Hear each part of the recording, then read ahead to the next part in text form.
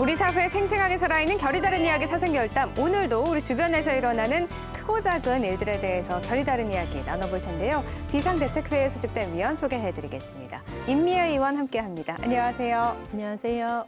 김성진 의원 나오셨습니다. 안녕하세요. 안녕하세요. 천영길 기자 함께합니다. 네. 안녕하세요. 안녕하세요. 유희순 편집장 함께합니다. 안녕하세요. 예, 반갑습니다. 한 주간 잘 지내셨죠? 제가 방송에 녹화에 앞서서 질문 하나 드릴게요. 전북 무주군, 강원도 화천군, 경기도 용인시, 그리고 경북 상주시 공통점이 하나 있는데 오늘 주제하고도 연관이 있거든요. 어떤 건지 혹시 아시겠어요? 글쎄. 환경이 좋다? 상주 빼놓고는 다 스키장이 있는 동네 같은데. 근데 네 군 그러면 아니잖아요. 네. 상주까지 포함. 상주가 들어가니까 금방 알 것 같아요. 단체장애 선거법 위반? 맞습니다. 이렇게 다들 연기를 잘하세요. 다 알고 계실 텐데. 네, 지난해부터 선거법 위반과 각종 불법 비리 논란으로 뜨거운 시가 있습니다. 바로 상주시죠. 그래서 오늘 이 시간에는요, 흔들리는 상주시 문제에 대해서 결이 다른 이야기 나눠보도록 하겠습니다. 황천모 상주시장의 선거법 위반으로 1, 2심 모두 당선 무효형을 선고받았는데 이 재판이 진행되는 지난 6개월 우리 상주시정을 돌아보면은 처참하기 이를 데가 없어요. 상주시장이 지금 걸린 게 2,500만 원 때문에 걸린 거예요. 내가 돈 주라고 직접 지시한 것도 아니다. 나는 좀 억울하다.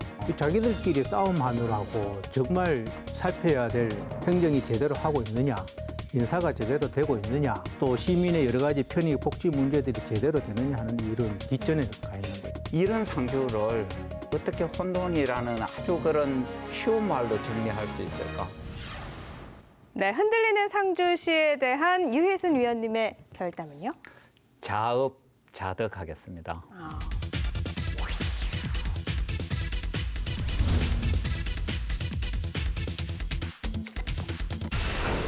그 이제 굉장히 상투적인 말이죠. 자업자득이라는 게. 그러니까 우리 상주시에서 일어나는 어떤 이 문제들이 너무 우리 사회에 만연되어 있는 선거법에 관한 상투적인 비리의 한 모습이다. 그래서 자업자득 이렇게 봤습니다. 네, 황천모 상주시장의 선거법 위반으로 1, 2심 모두 당선 무효형을 선고받았는데 황 시장은 억울하다는 입장인 것 같은데 지금까지의 과정 한번 살펴볼까요? 그렇습니다. 그러니까 제7회 전국 지방 동시 선거에서 금품을 제공한 혐의로 선거운동원 그러니까 사무장을 비롯한 3명이 구속이 되었고요. 그래서 이제 황천모 상주시장이 올해 5월 10일 날 상주지방법원으로부터 당선 무효형인 징역 1년에 집행유예 2년을 받았습니다. 황천모 상주시장에게 당선 무효형이 선고됐습니다. 대구지법 상주지원에서 열린 선고 공판에서 법원은 징역 1년에 집행유예 2년을 선고했습니다. 재판부는 지방선거 이후 사업가 A씨를 통해 선거캠프 관계자 3명에게 2,500만 원을 전달한 정황이 선거운동원의 진술을 통해 충분히 인정된다고 판시했습니다. 그다음에 선거운동원들도 전부 다 실형을 선고받았고요. 그다음에 이제 문제는 선거 캠프장이었던 이제 김모 씨한테는 무려 1,200만 원을 제공했고요. 그다음에 다른 선거운동원 2명에게는 800만 원, 500만 원 이렇게 제공한 혐의죠. 그리고 이제 8월 9일 날 항소를 했는데 대구 고등법원으로부터 항소가 기각되었어요. 대구 고등법원 형사 1부는 황천모 상주시장의 공직선거법 위반 혐의 항소심 선고 공판에서 항소를 기각하고 당선 무효형인 징역 1년, 집행유예 2년의 원심 판단을 유지했습니다. 형이 확정되면 황 시장은 시장직을 잃게 됩니다. 선거법 위반 사실에 대한 부담, 위반 사실 폭로에 대한 부담을 갖다가 상주시장이 많이 겪었던 것 같아요. 그러니까 선거법 위반 사실을 폭로한다는 이런 주변의 이제 제보들을 듣고 황천모 이제 시장이 상주 자유한국당 당협위원장 이제 박영문 위원장하고 의논을 해요, 걱정들을. 그럼 걱정 과정에서 이제 사업가 안모 씨를 소개를 받고 네. 이 안모 씨가 이제 조금 전에 말씀드린 2,500만 원의 금품을 제공한 게 이 사건의 내용입니다. 그럼요. 1, 2심 재판 결과에 대해서 어떻게 생각하시는지도 궁금하거든요. 어쨌든 2심은 기각이 된 거니까요. 저는 뭐 사필 규정이라고 생각을 하고요. 문제는 이제 뭐 재판 결과에는 대체로 동의를 하지만은 이 재판이 진행되는 지난 6개월 우리 상주 시정을 돌아보면은 처참하기 이를 데가 없어요. 시정이라고 할 게 없죠. 그러니까 고스란히 그 피해가 상주 시민한테 주어지는데 자업자득으로 하기에는 그 몇몇 분들의 그 선거법 위반이 상주 10만 시민을 이렇게 고통으로 몰고 가는 건 참 안타까운 현실이다. 그래도 뭐 당선 상실형은 대법원 판결을 받아봐야 알겠지만은 너무도 당연하다.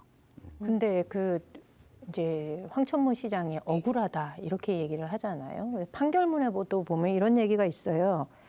실제로 돈을 줄 의사가 있었던 게 아니고 아무런 목적 의식 없이 그냥 충동적으로 답변한 것인데 안 모모 씨가 알아서 돈을 준 것이다. 그러니까 나는 실제로 돈을 주려고 하는 의사는 없었다 이런 식의 얘기를 해요. 그런데 정황으로 다 보면은 그렇게 말할 수는 없죠. 왜냐하면 그 돈을 심부름한 분이 돈을 제대로 이게 전달이 되었는지를 수시로 확인하는 전화가 있었거든요. 다 전달이 되었느냐 이렇게 묻는 전화도 있었고 그렇게 치면 이분이 억울하다고 얘기할 수 있는 거는 전혀 아닌 것 같아요. 근데 황천모 상주시장의 억울함을 좀 하소연해 보자면 네. 이게 공직선거법상 선거 사무원들에게 지정된 만큼의 돈만 지급하도록 돼 있거든요. 선거운동을 하게 되면. 근데 선거운동이 끝나고 황천모 시장이 고생한 선거운동원에게 돈을 더 줬다. 이게 선거 사무원들에게 지급해야 될 비용보다 더 줬다가 이게 이 공직선거법 위반으로 이번에 재판을 받게 된 건데 이 황천모 상주시장은 선거가 끝나고 나서 주변으로부터 압박을 많이 받았어요. 앞서 유 의원님이 말씀을 하셨는데 몇몇 기자들이 찾아서 공직선거법 위반 있는 사항을 폭로하겠다라고 하는. 근데 황천모 상주시장 입장에서 내가 뭔가 이 선거법을 위반한 게 없더라도 선거 캠프에서 어떤 일이 벌어졌는지 후보가 모든 걸 다 알 수 없잖아요. 그러니까 이 선거 캠프에 있던 사람들이 뭔가 만들어낼 수도 있기 때문에 자기도 불안했던 거고 네. 이때 당협위원장이었던 박영문 위원장한테 전화를 걸었더니 이 황천모 상주시장 통화 내용에 보면 이런 게 나와요. 지금 이 폭로한다고 하는데 어떻게 해야 됩니까? 돈을 주자니 이것도 문제가 될 것 같고 돈을 안 주자니 폭로할 것 같고 어떻게 해야 되는지 모르겠습니다. 라고 하니까 박영문 위원장이 내가 사람을 소개시켜 줄 테니까 만나봐라. 그래서 사람을 소개받았고 그 다음에 일은 내가 돈 주라고 직접 지시한 것도 아니다. 근데 이 사람이 알아서 한 행위를 가지고 나를 처벌하는 거는 나는 좀 억울하다. 그러니까 협박에 의해서 줬기 때문에 네. 그리고 그 준 것도 내가 뭐 이렇게 딱 찍어서 줘라라고 말을 한 것이 아니기 때문에 나는 협박을 받은 피해자에 불과하다라는 이야기를 황 시장이 한다는 거잖아요. 그렇죠. 네. 말이 되나? 딱 찍어서 뭐 안 했다 그거는 좀 사실하고 좀 다른 것 같고요. 그러니까 1,200만 원에 그러니까 선거사무장 아무개시 1,000만 원 그다음에 회계 책임으로 잠깐 했던 분한테 뭐 200만 원, 800만 원, 500만 원 이거는 이제 상주시장 입에서 나온 이야기고요. 그게 이제 그대로 이제 집행된 게 현실이고. 그렇죠. 상주시장은 황천모 시장 이 정도까지만 이야기했죠. 아, 가는 가 만약에 준다면 1,200 정도, 야는 한 800, 야는 한 500 정도면 되지 않겠냐라고 이야기했지 주라고 이야기하진 않았어요. 그러니까 이게 이제 황천모 시장이 되어 본다면은 나만 선거법 위반했나 이런 측면에서는 억울한 부분이 상당히 있을 거예요. 그다음에 우리 상주에 이제 불법 선거 부분을 다루는데 이게 정말 대한민국의 상주에서만 일어난 일이었으면은 너무 좋겠다라는 그런 생각도 한번 해봅니다. 그러면 그런 어떻게 측면에서 보면 억울하다. 황천모 상주시장만 재수가 없어서 이렇게 걸렸다 이 말씀인 거예요. 상주시장이 지금 걸린 게 2,500만 원 때문에 걸린 거예요. 근데 뭐 지금 말씀하신 것처럼 이게 정말 상주만의 문제는 아니라는 거죠. 어쩌면 더 많은 불법적인 행위들이 있었음에도 불구하고 다른 지역이 조용한 거는 네. 이게 상주가 이렇게 드러나게 된 게 내부 고발에 의해서 가능한 거잖아요. 그러니까 조금 전에 이제 설명한 특정 정당 소속이었던 분들이 공천 경쟁에서 밀렸는데 무소속으로 다 나왔다는 거예요. 네. 그게 선거 운동원들은 원래는 한 팀이었던 분들인데 직권 편의상 그러니까 7회 선거에서 본의 아니게 나누어졌으니까 그렇죠. 이해관계가 얼마나 복잡하겠습니까? 그러니까 이제 남은 건 대법원 상고. 예, 그렇죠. 네, 늦어도 11월까지는 나타날 네. 텐데 결과가 나올 텐데 어떻게 예상하세요? 제가 볼 때는 그러니까 8월 9일 대구 고법의 항소 기각 내용을 보면은 법리적 문제는 없는 것 같아요. 그러니까 이제 대법원의 재판부가 이미 결정이 되었지 않습니까? 그 쟁점 사항, 법률적으로 쟁점 사항이 없는 것 같으니까 우리가 생각하는 11월 그 전보다도 훨씬 한 달 이내로 최종 심의 판결될 가능성이 더 높다. 대법원에 상고하더라도 새로운 증거나 진술이 나오지 않는 이상 법원의 유죄 판결을 뒤집기는 어렵다는 게 중론입니다. 이 선거법과 관련해서는 이렇게 빨리빨리 정리를 해주는 것이 좋다고 보는데 선거법은 법정 시효가 6개월이에요. 6개월 이내로 기소가 되거나 해야 이렇게 법적 효력이 발생되는데 그 법에서도 보면은 신속히 해주는 것이 좋겠다. 특히 단체장들과 관련해서 엄청난 집행 권한을 갖고 있기 때문에 그것이 결국 그 단체, 자치단체의 어떤 행정 행위와 직결되기 때문에 되도록이면 빨리 결론이 나는 것이 좋다고 봐요. 지금 법적 다툼을 하는 부분은 많이 없어서 그대로 판결이 나게 될 텐데 앞서 김 의원님께서 이야기하신 것처럼 선거가 끝나고 6개월 이내에 기소를 하도록 돼 있어요. 그리고 항소심에서는 3개월 이내에 재판을 끝내게 돼 있고 또 상고심도 3개월 이내에 끝내게 돼 있는데 이것만 봐도 1년이에요. 네. 저는 이 공직선거법 관련해서는 조금 더 앞당길 수 있도록 제도적으로 정비가 필요하다. 이 상주시가 많이 혼란스러웠다고 했잖아요.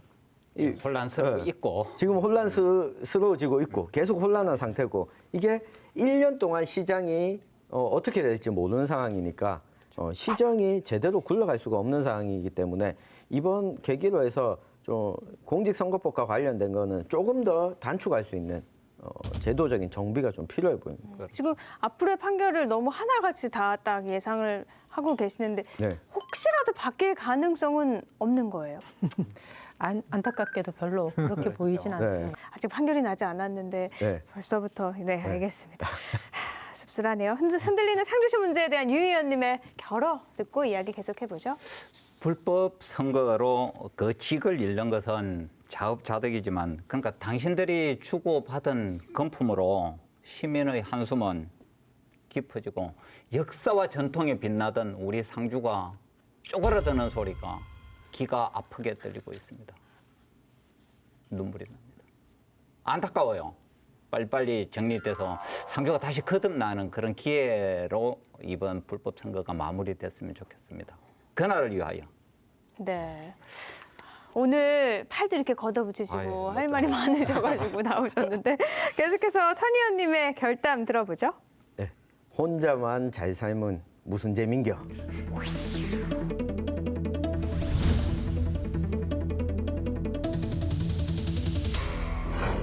전우익 선생님 책. 네, 책 제목인데요. 지금 황천모 시장이 당선 무효형이 됐는데 이 재판 과정에서 추가적으로 드러난 게 박영문 자유한국당 상주군위 의성청송 당협위원장한테 내가 선거 기간 중에 돈을 건넸다. 1억 원을 건넸기 때문에 이 이후에 선거 끝나고 나서 상의를 같이 한 거다라는 이야기를 했습니다. 네. 그러니까 나도 당선이 무효가 되는데 당신 혼자 잘 살고 있는 걸 두고 볼 수 없다. 같이 가자. 이렇게. 근데 그 1억이 네. 그냥 도와달라고 준 거예요? 아니면 이거를 가지고 누군가한테 나눠주면서 좀 다른 그 의원들 내용이 도와달라고 그런 이래 거예요? 그러니까 이제 공천이 확정되고 네. 6월 14일 본 선거 기간에 진입하기 전에 그 항소심 재판 과정에서 나온 건데 내용을 보면은 박영문 당협위원장이 시의원 출마자들한테 500만 원씩을 줘야겠다면서 돈을 갖다 요청한 걸로 나와요. 요청을 한 거예요? 그 이제 1억의 근거가 이제 그 당시에 상주 시의원 자유한국당 출마 의원이 15명이었어요. 그 500만 원씩 주게 되면 얼마가 됩니까? 7,500만 원이에요.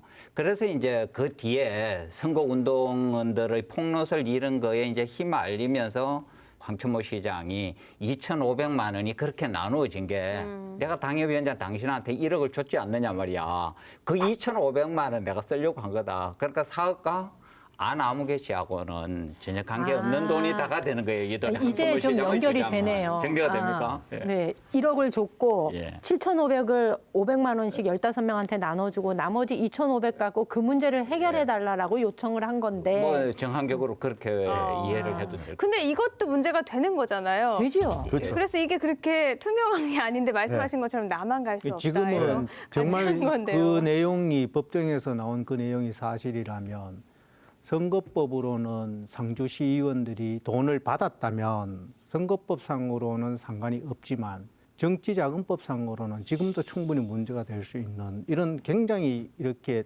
문제가 커질 수 있는 사안일 수도 있어요. 근데 줬는지 안 줬는지 모르잖아요. 예를 15명한테 들자면은 혼자 500만 꿀꺽 원. 있을 수도 있고. 그러니까. 그 부분을 결국은 이런 거죠. 줬다는 것이 진실이고 또 뭐 안 받았다는 것이 진실이고 이런 걸 되지만 큰 틀에서 보면 이건 엄청나게 큰 문제거든요. 그렇죠. 그렇죠. 15명이 다 걸리는 그러니까 일이에요. 이게 이제 경북지방청 지능범죄수사대에서 재판 과정에서 나왔으니까 인지를 하고 상주시장 사무실, 자택, 그다음에 자동차를 압수수색했고요. 그다음에 이제 박영문 당협위원장 자택도 압수수색한 걸로 알고 있습니다. 그러니까 수사 당국이 이제 나머지 부분은 받았냐 안 받았냐는 밝혀내야 될 부분이지만 우리가 뭐 절길 그런 술 안주 끓이는 거 아닌 네. 것 같고. 지금 모두 다 재판이 진행 중이고 압수수색도 진행이 된 거라서 지금 말하기가 조금 조심스러운 부분도 있지만요. 어쨌든 황천모 시장은 돈을 줬다. 좋다. 네. 박영모 당협위원장은 받지 않았다. 받지 않았다. 이 입장인 건데 네. 어떻게 될지는 지켜봐야겠죠. 그래서 그런지 상주 지역이 정말 흔들리는 것뿐만이 아니라 이제 곧 총선이 있잖아요. 선거에 아주 뜨거운 감자로 올랐습니다. 이거 제가 정말로 굉장히 우리 동네 이야기니까 부끄러워요. 하지만 정말로 거듭나기 위해서는 아프지만 정말로 짚어야 될 것 같다.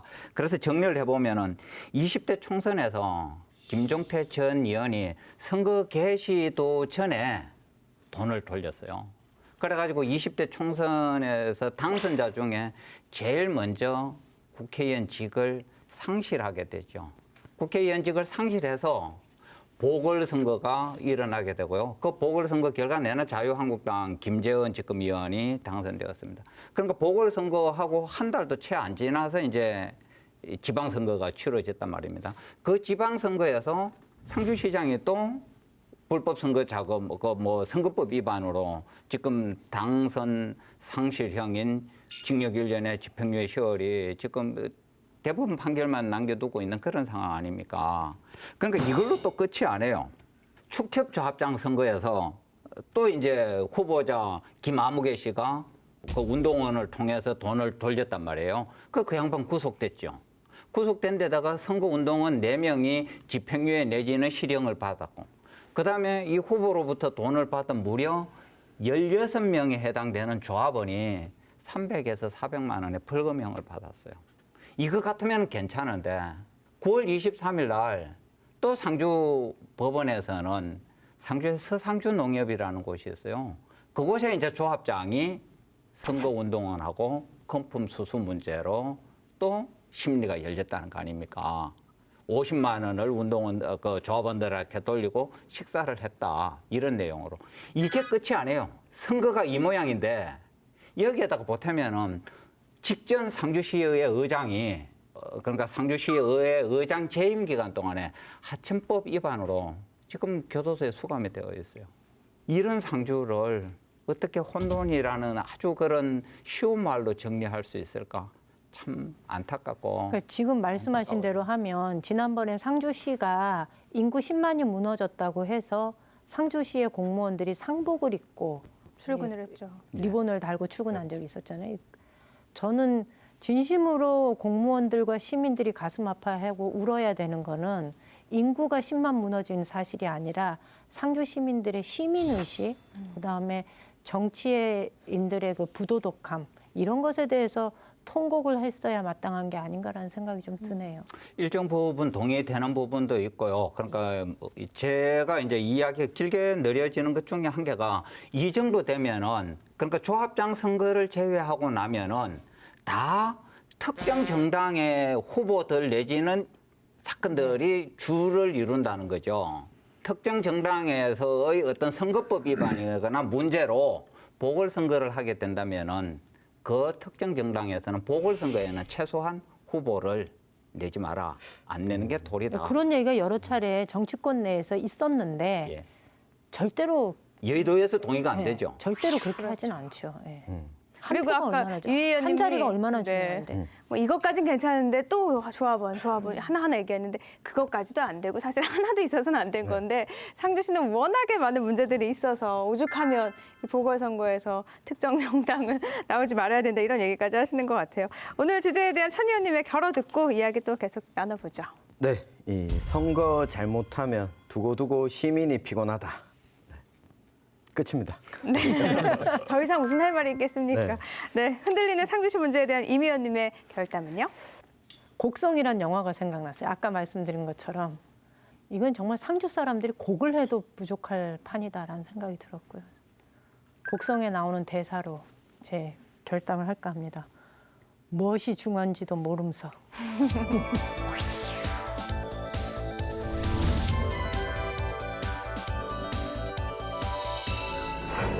점점 연기하시는 것 같기도 하고요.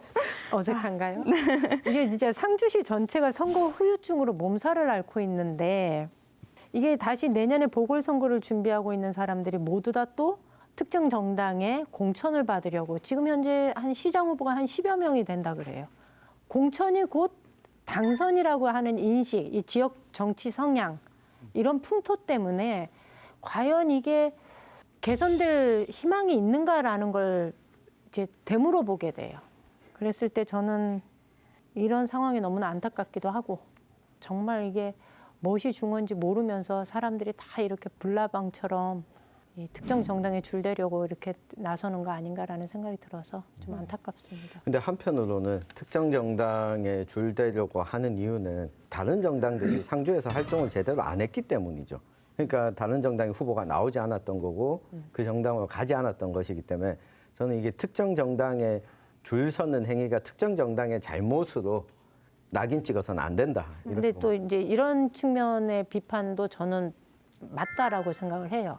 그렇긴 하지만 기회조차도 주지 않는 풍토 이거는 좀 반드시 짚고 넘어가고 싶다. 예를 들면 의성에서는 기회를 줬잖아요. 아니 그러니까 이게 기초의원의 경우는 네. 생활 정치인이라는 생각을 주민들이 많이 하세요.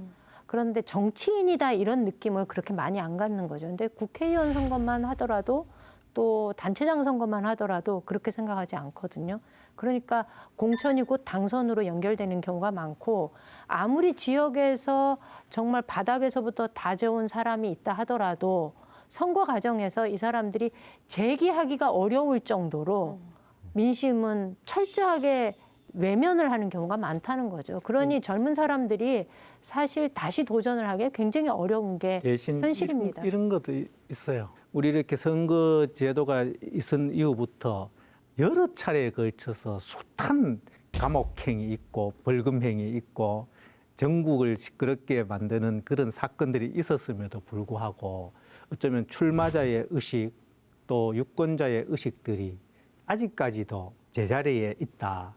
특히 이제 유권자 입장에서 보면은 누가 되든 결국은 똑같다는 생각을 하고 있는 것 같아요. 이거는 정말 특정 어떤 여기에서 어떤 사건에 관련된 사람들뿐만 아니고 드러나진 않았지만 똑같은 일들을 저지른 사람들은 선거 과정에서 이보다 훨씬 더 많을 것이다 하는 것이 진짜 현실적으로 굉장히 안타까운 그런 문제죠. 그러니까 김 의원님 생각에 전적으로 동의가 되는 게 상주에 이래 이제 선거 불법 상황들이 이렇게 세상에 다 까발려지는 그런 상황 아닙니까? 말을 바꾸면 역으로 상주는 그만큼 건강한 측면이 있다. 이게 비단 상주만의 문제가 아니라고 보면은 지난 선거를 통해서 지방의회 같은 경우에는 특정 정당 일색이었던 게 민주당도 무려 4명이나 들어오고요. 무소속 의원도 또 4명 뭐 이렇게 된단 말입니다. 이런 걸 보면은 오히려 상주의 지금 아픔은 있지만은 내용적으로 보면은 상주는 그래도 건강한 정치 풍토를 향해서 한 걸음 앞서가고 있다. 이런 생각도 한번 해봅니다. 그러니까 그 얘기는 그나마 조금 희망적인 거죠. 네. 그러니까 결국은 아까도 그런 얘기가 나왔지만 이게 상주만의 문제이겠냐? 아니라는 거예요.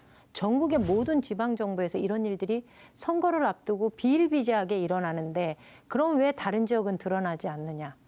이 문제에 있어서는 우리가 깊이 고민을 해봐야 되는 게 없어서 못 드러나는 거라면 건 천만다행스러운 일이지만 그렇죠. 있음에도 불구하고 드러나지 않는 거는 입이 무겁기 때문에. 의리 뭐 이런 아니 건가요? 그러니까 이제 이게 비리가 드러나지 못할 만큼 무거운 압력이 있다는 이야기죠. 그렇죠. 상주는 최소한 그러니까 그런 압력이 해제되는 그런 상황으로 그러니까 저는 지역 이해를 사회로부터 합니다. 고립되거든요. 네. 상주는 이제 이번 아픔을 기회로 앞으로 정말 아주 깨끗한 선거 풍토가 조성되기를 바랍니다. 왜 이렇게 골문 것도 터트려야지. 예. 그때는 더 네. 아프지만 고칠 수 있는 거잖아요. 맞습니다. 아무것도 하지 않으면 아무것도 변하지 않으니까요. 그런 의미에서는 어떻게 보면 이런 시끄러운 문제가 조금은 긍정적인 방향으로 바라볼 수도 있을 것 같은데, 근데 뭐 수장이 흔들려서 이겠죠. 뭐 감사원과 경상북도에서 실시한 감사 결과도 예사롭지가 않아요. 하나하나 보니까 종합 감사 결과에서 상주시가 22건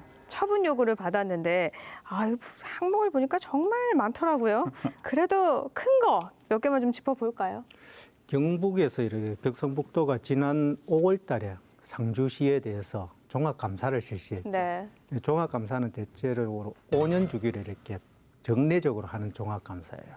여기 감사 내용을 보면은 시정 4건, 주의 18건, 금전적인 회수를 2건 이렇게 했는데 뭐 나머지 부분들은 일정 부분 모든 자치단체에서 일정 부분 있을 수 있는 일이고 업무 착오의 경우도 있을 수 있다고 봐요. 근데 여기 이제 이 결정적인 게 뭐가 있는가 하면은 기관 경고라는 게 있어요. 이제 기관 경고라는 것을 받은 것이 인사 문제예요. 네. 인사 문제 중에 한 건은 상주 보건소장이 실질적으로 직무 대리로 운영이 되다가 이분이 2018년 12월 31일자로 이제 정년이 되는 거죠. 그러니까 12월 31일자로 직무 대리가 퇴직을 하고 보건소에 근무 중인 과장을 보건소장 직무 대리로 지정을 또 해요. 네. 근데 이 직무 대리로 지정된 분이 과장으로 승진된 지 3년밖에 되지 않아요. 근데 소장이 되려고 직무 대리가 되려고 하면은 최소 4년이 지나야 돼요. 과장으로 승진된 지 4년이 지나야 되는데 불구하고 3년밖에 안 되는 사람을 승진이네요. 직무 대리로 했으니까 이거는 인사 규정을 위반한 거예요. 네. 그리고 이 직무 대리가 있던 과장이 소장으로 가니까 이 과장 자리에 과장 직무 대리를 보냈는데 이 사람은 농업직이에요. 근데 보건소에서 근무한 경력이 하나도 없고 보건소에는 이 직렬 자체가 없으니까 네. 자격 미달이에요. 이렇게 해가지고 인사를 했는데 이걸 두고 이제 이 경상북도에서 기관 경고를 해요. 기관 경고는 뭐냐 하면은 실질적으로 단체장에게 줘야 되는 것이 기관 경고예요. 도가 이때까지 자치단체장 직선 이후로 한 번도 단체장에게 경고를 준 적이 없어요. 그거 대신에 준 게 예. 기관 경고라고. 그래서 기관 죄 없는 상주시라는 기관에 대해서 경고를 주는 거죠. 힘없는. 제가 봤을 때는 기관 경고나 쓰지도 않는 단체장 경고는 어쩌면 감사에서 있으나 마나 한 일입니다. 그러면 아무런 뭐 받는 게 없어요? 벌 받는 게 그 과정에서 서류를 만들고 한 결제 라인에 있었던 직원들에 대해서는 일정 부분 인사적인 처분을 요구할 수가 있죠.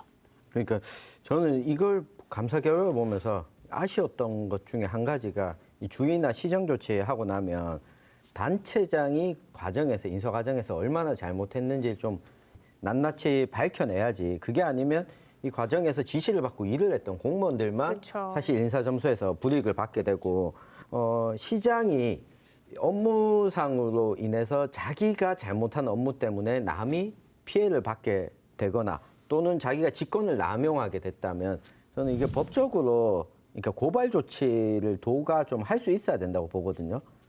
시장이 잘못한 부분을 좀 구체적으로 찝어주고 조사가 덜 됐다면 사실 우리 유순 위원님께서 이 황천모 상주시장을 고발 조치하셔야 되는 게 아닌가. 근데 이렇게 되면은 어떤 문제가 생기는가 하면 이 밑에 있는 부하 직원들이 그거는 시장님이 시켜서 한 겁니다. 이렇게 하기가 힘들어요. 그렇죠. 그 어쩌면 그런 제도가 바람직스러운데도 불구하고 네. 그 제도로 인해서 형사적인 처벌까지 받아야 되는 상황은 오히려 실무 공무원들이 들어가는 거예요. 아니 근데 그게 다른 뭐 사업을 특혜를 주거나 이런 과정은 사실 이해가 가는데 인사는 뭐랄까 시장과의 합의가 없으면 이게 이루어지 불가능한 거죠. 예, 불가능하죠.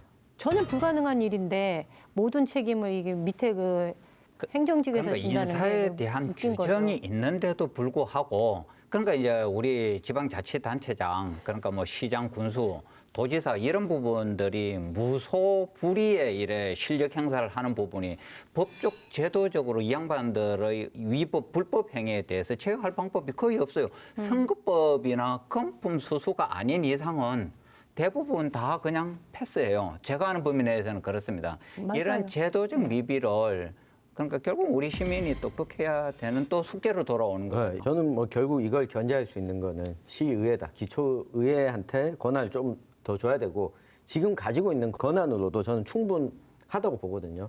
권한을 시의원들이 얼마나 발동하는가. 우리가 시장이 하는데 할 수 없다가 아니라 시의원들이 적극적으로 나서서 자기들이 할 수 있는 권한을 찾아보면 이 부분을 문제 지적을 하고 되돌릴 수 있는 권한이 여기 계신 의원님 두 분이 계시기 때문에 할 수 있는 권한이 저는 충분히 있다고 봅니다. 특히 이제 우리 기초 시군의회 같은 경우는 인사 문제에 있어서 단체장이 어떤 절대적인 권한을 가지고 있지만 그 권한에 여러 가지 의견들이 보태질 때 네. 역시 기초 의원들의 의견도 같이 들어가는 거예요. 그러니까. 예.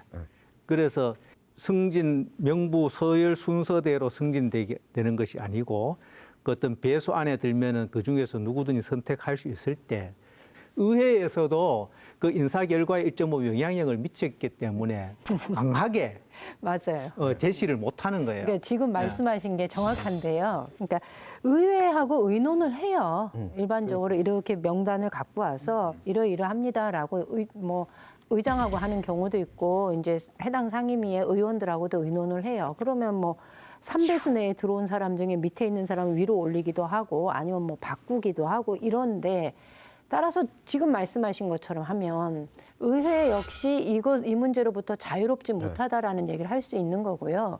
그리고 저도 근데 사실은 군의원도 해봤지만 이런 식으로 인사를 하는 경우는 저는 한 번도 본 적이 없어요.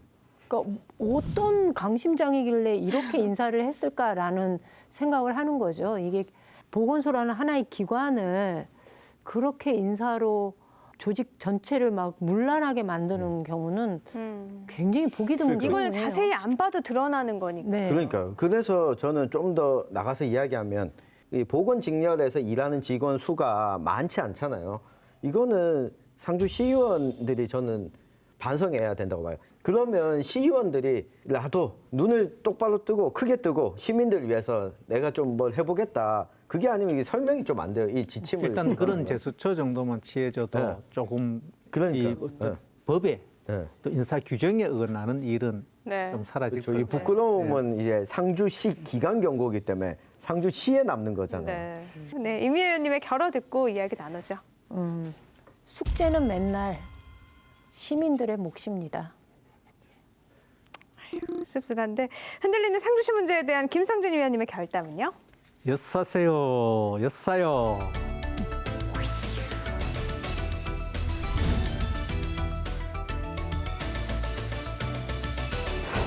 요즘은 엿이 굉장히 규격화돼 있죠.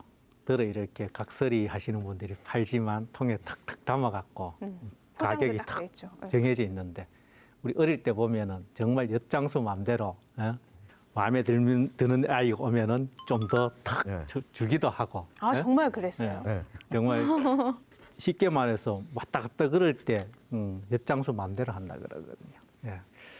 우리 이렇게 살펴보면 우리 단체장 한편으로 엿장수인가 싶기도 해요. 네. 엿은 많이 먹고 그럼 좋을 텐데. 시장 문제, 감사 문제와 더불어서 시의회도 편하지가 않죠. 벌써 3명 상주시 의원이 징계를 받았는데 내용 뭐 하나하나 살펴볼까요? 신순아 의원, 안창수 의원, 김태희 의원도 있죠. 뭐또 우리 동네 참 아픈 이야기인데요. 이 이제 윤리특위 구성 전에 김태희 부의장하고 신순하 운영위원장이 의회로부터 불신임 의결이 됐었죠. 네. 불신임 의결이 됐다가 이제 법원에 이제 억울함을 호소해서 법적으로 이게 회복이 되는 그런 또 아픔이 있었고요. 그다음에 이제 상주시 의회가 구성된 이래 처음으로 윤리특위가 무려 상주시 의회에서 3번이나 열렸었죠. 그러니까 신순하 의원하고 최경철 의원이 이제 겸직 금지 위반 혐의로 윤리특위가 구성돼서 네네. 이 신순하 의원은 이제 윤리특위에서는 제명 의결이 됐었고 본회의에서 물론 부결이 됐었죠. 그다음에 최경철 의원은 이제 공개 경고를 받았고 윤리특위로부터 그래서 공개 경고를 했습니다. 그다음에 이제 우리 안창수 의원 같은 경우에는 윤리특위에서 조금 전에 이제 우리 그러니까 경상북도 감사가 아니고 감사원 감사에서 경고를 받았던 부분이에요. 토목공사를 하는데 가령 농로 포장하고 배수로 공사를 갖다가 한 지역에서 한단 말이에요. 그러면 농로 포장하고 배수로 공사를 동시에 발주를 하면은 공사 금액이 올라가지 않습니까? 그러면 일반 입찰이나 공개 경쟁 입찰을 해야 된다는 말입니다. 분리했고. 그런데 이제 농로 포장 따로 하고 농수로 공사 따로 해가지고 이거 금액을 다운시켜서 결국은 수의계약을 했다는 거 아닙니까? 이런 문제가 한두 건이 아니고 24건이나 됐어요. 이 내용으로 이제 윤리에 제소가 됐었고 윤리특위에서 이제 어떻게 결정을 했느냐 하면 도 감사를 받아보고 위법 부당성이 밝혀지면 그때 징계를 의결하자 이렇게 정리를 했어요. 그런데 도 감사에서 뭐 별 의미 없다 이렇게 정리가 됐습니다. 그러니까 결국은 이제 안창수 윤리특위는 어떻게 됐느냐 하면은 징계 대상 아님 이렇게 결정이 내려졌죠. 그러니까 그럴 때 이게 법적으로 따지는 거거든요. 감사를 한다고 하는 것은 윤리나 도덕의 문제가 아니라 법의 기준으로 따지는 문제예요. 그렇죠. 그러니까 수의계약 요건이 돼서 수의계약을 주었으니 아무 문제가 안 되는 거고 그렇죠. 분리발주할 수 있어서 분리발주했으니 그건 또 아무런 문제가 안 되는 거다라는 법적 기준으로만 이 사건을 다루기 시작하면 실제로 모든 사람들이 다 빠져나가죠. 그러니까 실제 다른 지역의 경우도 건설업을 하시는 분들이 의회에 진출한 경우가 굉장히 많아요. 그런데 그분들이 의회에 들어와서 많은 경우에 본인이 이제 대표직을 가지고 있던 건설업체를 명의를 바꾸잖아요. 부인의 이름으로 아니면 처남의 이름으로 내지는 뭐 오촌 동생의 이름으로 조카의 이름으로 아니면 가장 가까운 믿을 만한 그 친구의 이름으로 바꿔놓고 사업을 그쪽에다 수의계약을 밀어주는 방식이거든요. 누구나 다 아는 사실이에요. 지역 주민들 입장에서 보면 저 업체가 누구의 것이다라는 건 누구나 다 알아요. 그런데 법적으로 따지면 아무런 문제가 없다는 거예요. 결국 이 법과 윤리의 요 간극 사이에서 의원들이 요걸 가지고 자꾸 이권에 개입하고 그러시는데 이건 정말로 이게 심각한 문제이거든요. 우리 지방자치법상의 35조에 보면 겸직 금지가 있어요. 이건 명확해요. 그 여기에 나온 여러 가지 일들은 보면은 한편으로 겸직 금지에 해당되기 때문에 보통 의원들은 무조건 탁 사표를 써요. 무조건 내놔요. 이게 중요한 게 아니잖아요. 의원이라는 것이 얼마나 되는 과정도 어렵고 또 주민들의 어떤 선택을 받는다는 것이 얼마나 대단한 자리예요. 근데 안 내놓고 버티는 거예요. 중앙정치에도 이런 정치 잘 안 하거든요. 그래서 제가 봤을 때는 겸직과 관련된 거는 내놔버리면 아 그때 나는 몰랐다. 응? 지금 알았으니까 나는 사퇴하겠다. 그러면 이거는 그냥 문제가 해결되는 건데 둘 중에 하나를 왜 선택하는 이렇게 할까? 그러니까 의원을 안 그렇죠. 하거나 둘 중에 아니면 하나 그 직을 안 선택하면 하거나. 되죠. 직을 하거나. 참 안타까워요. 근데 윤리와 법화는 간극을 따라가지 못한다고 했는데 따라가도 징계 수위가 너무 낮은 것 같아요.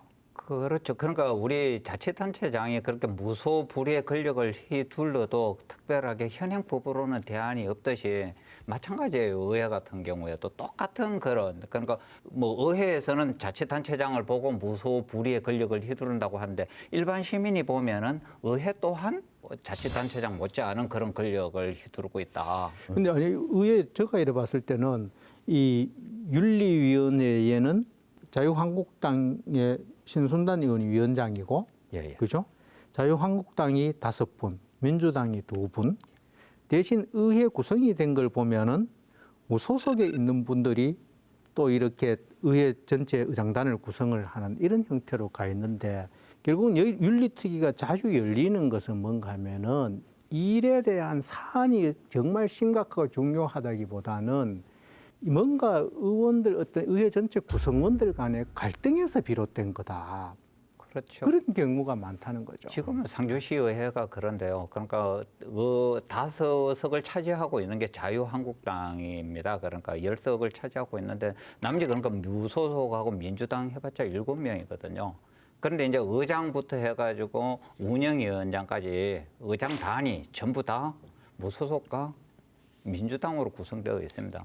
그러니까 의회가 합리적 결정이나 합리적 행위를 하기에는 구조적으로 상주시 의회가 지금 문제가 있는 거예요.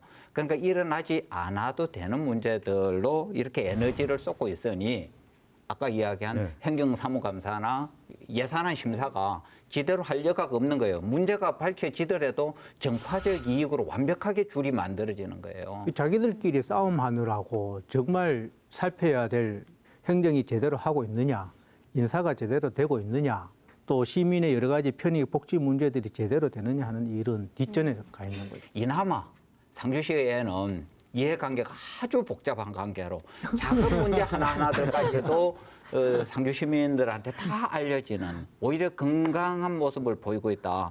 다음 상주시 의회도 구성원들이 이렇게 좀 다양하면 좋겠어요. 그러니까 그게 긍정적인 효과가 이제 좀 배가가 되려면 네.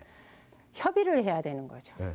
건강한 측면이 건강해지려면 정파적인 이익에 의해서 시의 정책이나 예산을 논의하는 것이 아니라 이제 그야말로 정말 협의를 하는 과정이 필요하다라고 할 수 있는데 아직은 협의가 안 아니요, 돼요. 협의로 갈 수 있었는데 네. 출범 초기에 그러니까 의장당 구성 과정에서 이게 감정적 문제가 먼저 노출이 돼버린 거예요. 그러면 전반기는 어차피 그렇게 갖고 하반기에는 좀 달라질 오히려 수 더 있을까요? 좋아질 가능성이 저는 있다고 봅니다. 그러니까 이 지난 2년의 아픔을 배경으로 네. 굉장히 건강한 상주시 의회가 되지 않을까. 근데 걱정이 되는 게 시장 보궐선거를 하면 또 시의회가 또 그렇죠. 갈라지지 않을까.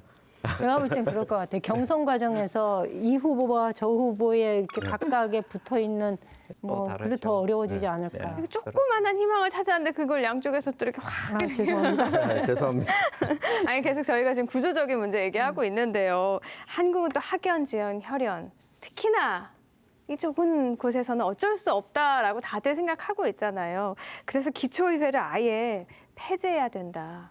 이런 목소리까지 나오고 있는데 어떻게 생각하세요? 저는 폐지해야 된다라고 말하는 분들의 그 마음은 100번 이해를 합니다. 하지만 그러니까 오죽하면. 이제 지금 지방자치는 제가 생각할 때는 시대적 사명이다 이렇게 생각을 합니다. 어떻게 해야 되느냐의 문제 때문에 하지 말자는 좀 많이 나간 측면이 있고요. 지방자치를 하면은 뭐 더 현직 의원님들이시니까 더 잘 알겠지만은 지역 특성을 살릴 수가 있고요. 그러니까 지역의 고유 문화를 훨씬 더 발전시킬 수 있다. 근데 이거 아주 간단해요. 우리가 제일 먼저 다뤘던 게 황천모 시장의 공직선거법 위반 사례였잖아요. 인사 문제도 다뤘고 기초의회를 폐지하면 누가 제일 반길까?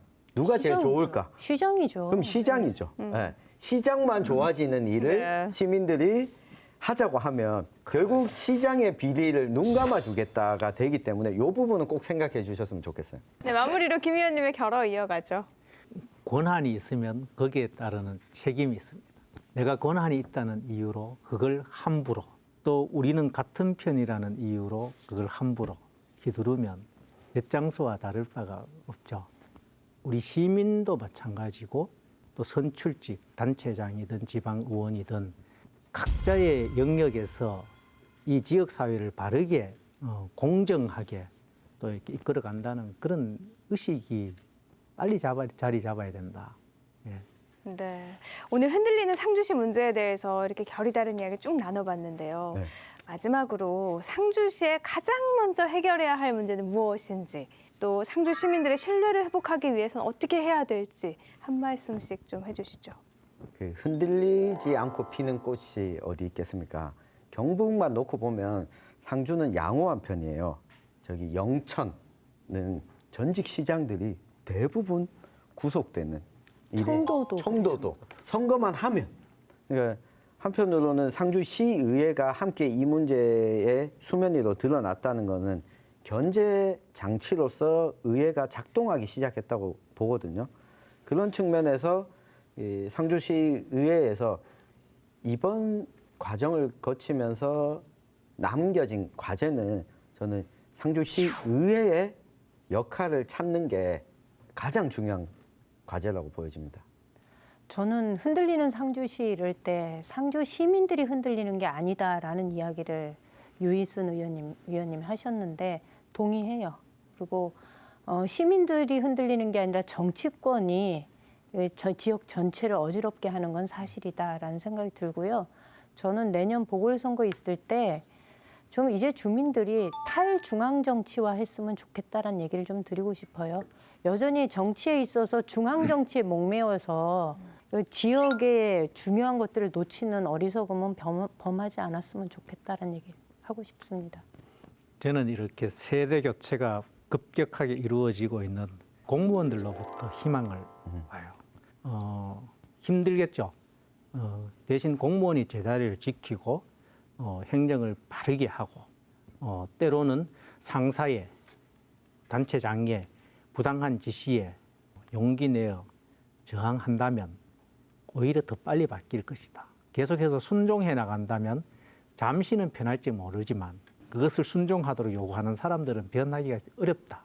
그런 의미에서 보면 상주시에 있는 공무원분들 다 힘든 입장이지만 상주를 위해서 화이팅 해주세요. 세 분 위원님들의 말씀 전적으로 공감을 합니다. 각자의 이치에서 시민은 시민의 이치에서 그다음에 공무원은 공무원의 이치에서 의회는 의정 활동을 통해서 자기 갈 길들을 굳건하게 지킨다면은 상주 시민으로부터 새로운 신뢰를 더 크게 받을 수 있다. 그런 계기로 삼아서 건강한 상주로 거듭나는 그런 기회가 되었으면 하는 바람을 가져봅니다. 네. 어느 시대에나 부패하는 권력은 존재했습니다. 그 피해는 힘없는 백성들이 고스란히 감당을 해왔는데요. 이를 방지하기 위해서 다산 정약용 선생은 공직자의 중요한 덕목이자 자세 중에서 청렴함을 꼽았습니다. 기본을 잊어버린 공직자 여러분께 사생결단이 목민심서를 강력하게 추천합니다. 우리 삶 생생하게 살아있는 결이 다른 이야기 사생결단. 안동MBC 사생결단은 온라인을 통해서도 실시간으로 보실 수 있다는 점 기억해 주시고요. 저희는 오늘 여기서 인사드릴게요. 시청해 주신 여러분 고맙습니다.